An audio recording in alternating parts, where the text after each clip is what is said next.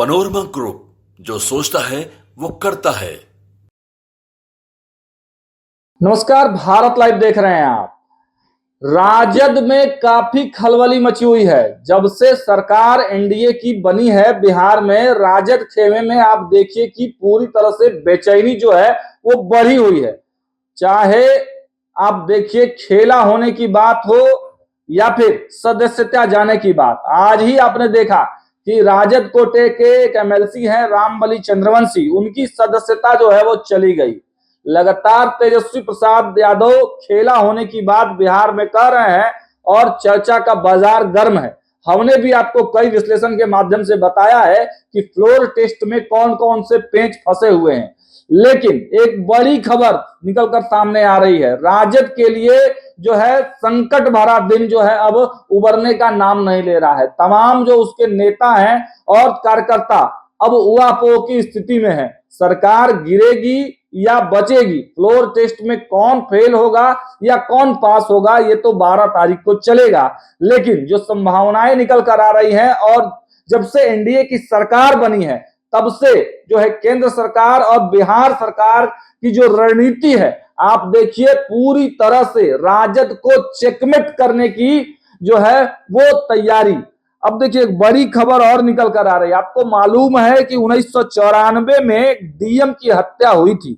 बिहार के गोपालगंज के तत्कालीन जिलाधिकारी जी कृष्णैया की 1994 में मुजफ्फरपुर के खोबरा में हत्या कर दी गई थी।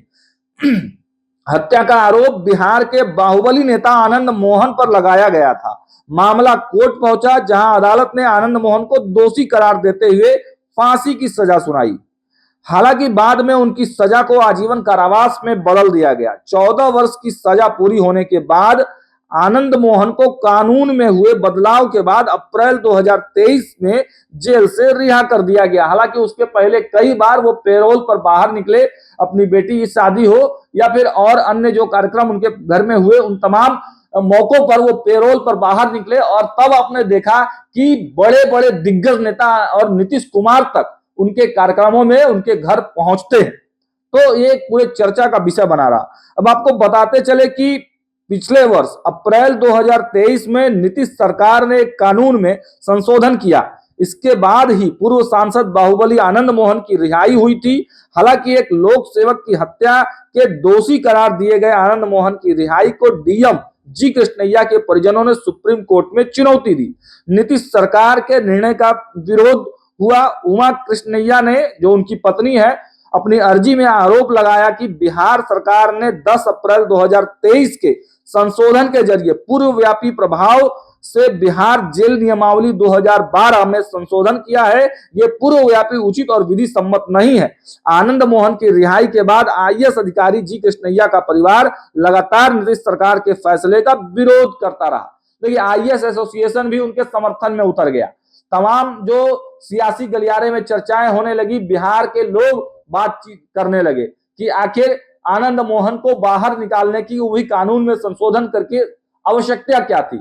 आपने देखा कि किस प्रकार चेतन आनंद और उनकी जो माता जी हैं वो राजद में हैं और वो भी जो है लगातार उनके खिलाफ बयानबाजी कर रही थी। उसके बाद आपने देखा कि कैसे उनके गांव, आनंद मोहन के गांव पहुंच जाते हैं नीतीश कुमार और वो कह देते हैं और उनके साथ मंच शेयर करते हैं। देखिए एक बड़ी तस्वीर वहां से निकल कर आई और कहा यह जाने लगा कि आनंद मोहन के जो रिश्ते हैं नीतीश कुमार के साथ बहुत मधुर हो गए हैं। और आपने यह भी देखा कि आनंद मोहन के जो बेटे थे वो जाकर मिल लेते हैं राजनाथ सिंह से। तो इस प्रकार की एक और चर्चा निकलने लगी कि आनंद मोहन या तो जदयू ज्वाइन कर सकता है या फिर भारतीय जनता पार्टी में भी वो संभावनाएं तलाश कर सकता है।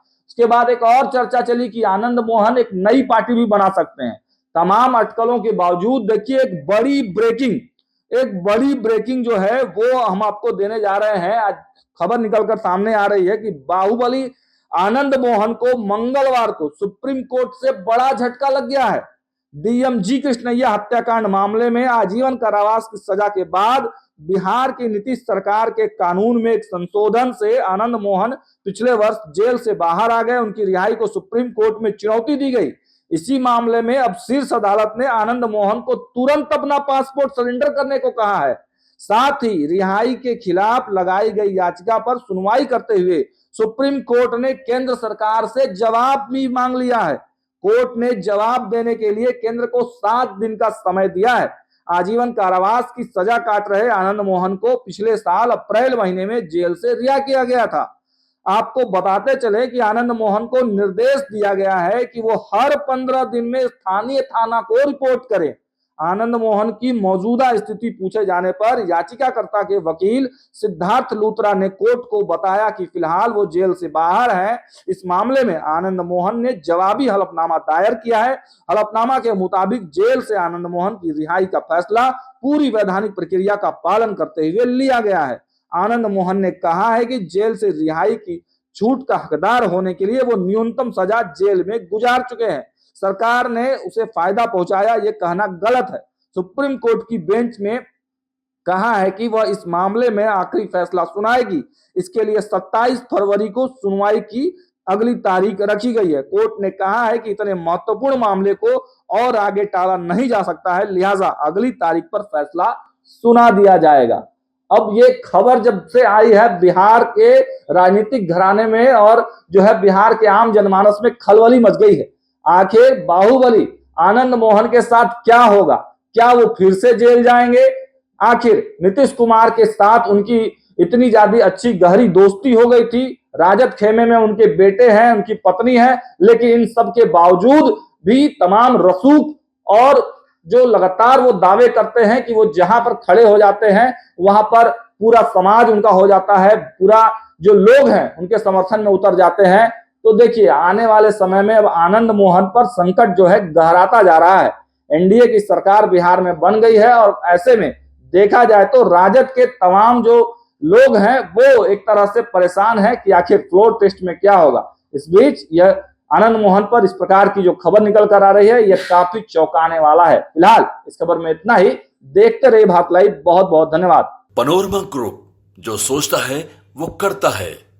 अगर ये वीडियो पसंद आई और वह बिहार के राजनीति और बिहारियत से सरोकार रखेनी तो सब्सक्राइब बटन दबा के चैनल के सब्सक्राइब कर ली। ओजे एगो घंटी बा, ओकरा बटन दबा देला से कुल सटीक और मारक खबर रुआ मुफ्त में मिल जाई।